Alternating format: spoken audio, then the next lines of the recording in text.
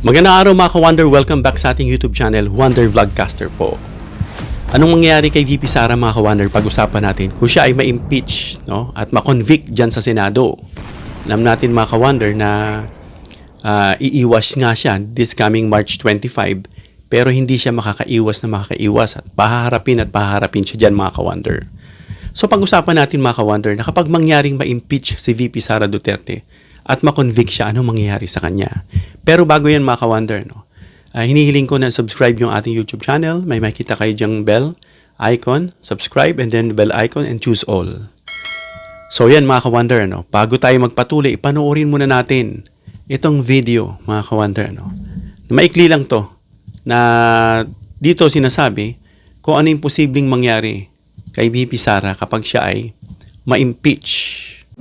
Bagaman the resignation will render moot and academic the penalty of removal, I think the penalty of perpetual disqualifications need to be resolved as well. And for us to be able to resolve that, it means that the impeachment proceeding must continue until the trial to the Senate, until they reach a decision of whether to convict or to acquit. Dalawa ang parusa kapag convicted ang isang impeachable official. Tanggal ito sa pwesto at perpetual disqualification sa public office. Kaya kahit magbitiw sa pwesto si Vice President Sara Duterte, dapat magtuloy-tuloy pa rin ang impeachment proceedings laban sa kanya. Ito ang tugon ni House Justice Committee Chairperson at Batangas 2nd District Representative Jervil Luistro nang tanungin hinggil sa issue. So yan mga ka-Wonder, no? Ayon kay Congresswoman Representative Jervil Luistro, kahit daw mag-resign si VP Sara, hahabulin pa rin siya mga ka-Wonder.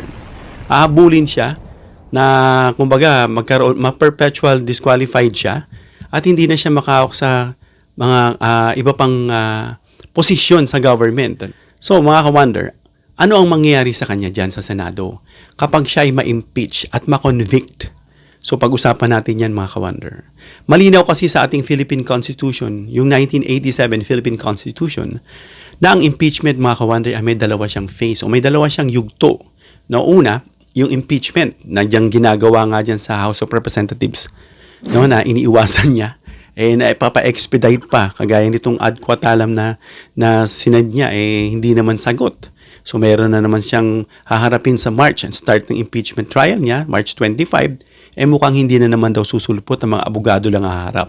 Well, yan pa yung prosesong ginagawa ngayon sa House of Representatives. Pangalawa, yung trial at conviction.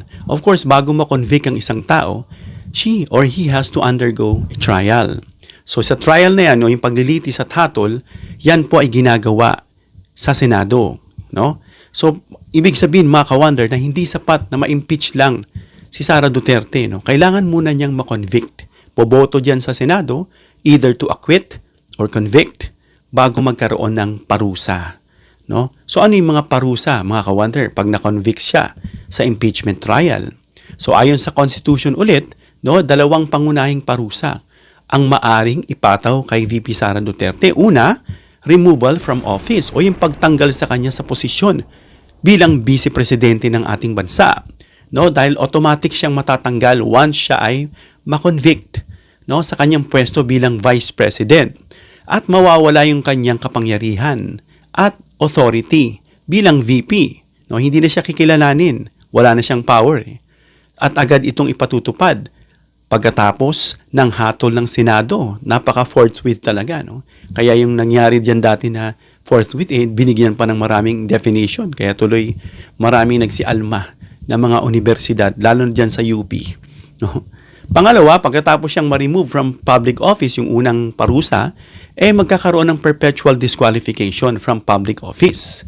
Pag narinig niya yung perpetual, kagaya niyang perpetual reclusion perpetua, ibig sabihin yung habang buhay na parusa, na pagkakulong, no, ibig sabihin walang katapusan, na siya ay ipagbabawal na sa habang buhay na humawak ng anumang posisyon sa gobyerno.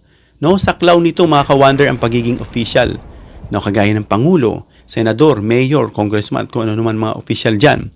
Hindi na siya pwedeng humawak. Maging yung mga appointed, no, na posisyon sa gobyerno, yung mga justices, yung mga secretaries, yung mga ASEC, USEC, hindi rin siya pwedeng humawak niyan mga ka-wonder. Kaya tandaan mga ka-wonder na hindi automatic no, ito sa lahat ng kaso. Doon lang yan sa mga nabanggit natin yung mga impeachable officials. Presidente, vice, justice and associate at saka yung mga secretaries na yun, yung mga appointed. No, sila lang po yung mga ini-impeach. At ito ay hiwalay sa pagpapasya ng Senado kung ipapataw itong sinasabi nating perpetual disqualification. So yan mga ka-wonder. So ang mahalaga nito mga ka-wonder, no, na itong impeachment ay limitadong parusa lang. Gaya nga na nasabi natin na ito nga impeachment, gaya ng tatanong, again, hindi ito criminal case, no? Isa itong proseso, no? Ang parusa rito ay limitado lang. Na ang parusa nga ay pagtanggal sa pwesto gaya na nabanggit natin at disqualification. So, pero mga ka-wonder, maari pa rin siyang kasuhan pagkatapos niyang matanggal, ma-disqualify sa posisyon at kakasuhan siya kung sino-sino magkakaso dyan. Naalala ko si Sentry, sabi niya kay Pangulong Duterte, babalikan kita, hindi ako natatakot sa'yo. Binalikan niya nga, kinasuhan niya. At maaring balikan si VP Sara dito. Nino, unang-una, ilagay mo na si Sentry. No? Kakasuhan niya yan. Diyan sa mga regular courts, gaganapin yan. Sa mga local courts, kung ano man yung mga sampang etong nililitis, pwedeng gamitin yan para siya ay patawan o kasuhan ng criminal case this time. No? So, sino pa? Yung mga akbayan, kung sino-sino mga individual na religious group, kung sino-sino pwedeng magsampa. At kung sino man yung mga bagong may alam na gustong nalalaman na ginawa niyang kaatiwalian o kasamaan, pwedeng isampa ulit yun at pwedeng idagdag. So in other words, you will be swarming with left and right, up and down, no, ng kaso na uulanin siya. Kaya nga sabi nga nila balak daw, sabi lang yun na tumakas nitong si VP Sara na hindi na siya paaabot dyan sa Senado. O kung umabot man siya sa Senado, agad-agad siyang baka sabihin nila tatakas na ito. No? So yan nga. So mga ka-wonder, ibig sabihin, maari siyang kasuhan sa mga local court, no, kung may paglabag sa batas na natagpuan, no, at doon lang papasok yung sinasabi natin, pwede na siyang makulong, pagmumultahin siya. Anyway, kayang-kaya naman nilang magmulta, no, kasi mukhang marami naman pera si VP Sara. Sabi nga ni Sentry, mukhang trillionaire na itong pamilya niya. Bakit? Ang salin niya is 88 million. Si Duterte, yung tatay niya, 42, 46. Ang bayad nila kay Kaufman, 150 million, mahigit isang taon na. So, 1 billion mahigit na.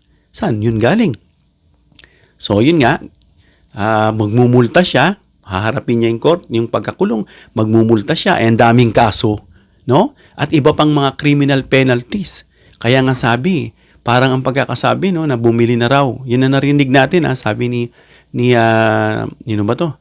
Yung si Pebbles at yung iba pang content creators dyan na nakabili na raw ng bahay sa ibang bansa. Kahit daw dyan sa Dahig. At yung bahay daw dun sa Germany ng mother, pinapaayos na raw. Malamang dun magtitira sa pagtakas. Kung may extradition treaty, sana maipabalik at maparusa. May mga bansa kasing walang ganyan. Gaya nitong kay Zaldico, kaya hindi mapauwi-uwi. No, nilarason lang nila na tinatakot. Ang mga palusot na yan Hindi kasi yan pinapansin ng mga matatalinong tao. Yung mga aligasyon na 805 billion na yan at kung ano ng mga bintang na yan kasi naaamoy ng matatalino yan na yan ay panira lang sa totoong kasong nakafocus. Kaya hindi yan pinapatulan. So yan mga ka-wonder, no? At tandaan natin na yung ginagawa dyan sa Senado dumadaan sa proseso. Kasi kailangan nila ng 2/3 votes. So out of 24 senators, dapat may 16 votes dyan para magdesisyon kung i-convict si Sara Duterte. Dahil again, nasabi nga natin sa video natin dati na ang Senate will serve as an impeachment court. No? And then the senators will be the senator judges. At yung proseso dyan mga ka-wonder ay hindi lang legal. No? Ito ay also political. Parehong aspeto. So hindi sapat din dito yung mga public opinion lang. Kailangan kasi dito mga ka-wonder ay ebidensya. Ebidensyang malakas. Hindi lang yung mga, kumbaga sa korte, again, haharap ka, magpe-present ka ng ebidensya mo. Dapat yan ay konkreto, malakas, substantial. Hindi lang yan yung mga second hand, mga circumstantial.